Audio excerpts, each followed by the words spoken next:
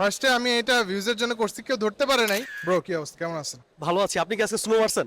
আজকে কোনটা কি মারছি?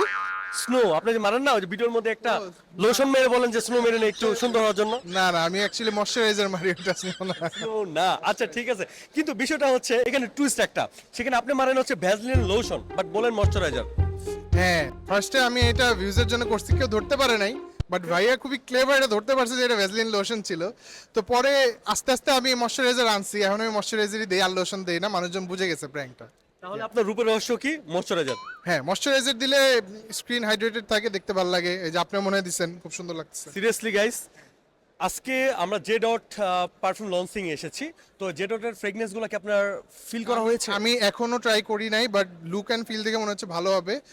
At the end of the day look matter করে না, স্মেলটা কেমন ওটাই ম্যাটার করে। তো আমি স্মেল করে আমি অবশ্যই জানাবো আমি যতক্ষণ। দেখি আপনি ইডিপি ইডিপটি এক্সট্রা রিভিউ দেন বা লংজেভিটি নিয়ে কথা বলেন। তো আপনার কাছে বেস্ট বেস্ট এনার্জেটিক কোনটা মনে হয়? লংজেভিটি, ইডিপি না এক্সট্রাইট, কোনটা ফলো করা উচিত একটা পারফিউম নির্বাচন করার জন্য? এখন এটা আসলে মানে কনসেন্ট্রেশন দেখে তো আসলে মানুষ সবসময় পারফিউম কেনে না, স্মেল অ্যান্ড এভরিথিং সবকিছু ম্যাটার করে। বাট আমি যেমন পার্সোনালি আমি প্রজেকশন লাভার, সো অনেকের কাছে স্মেলও অনেক ম্যাটার করে।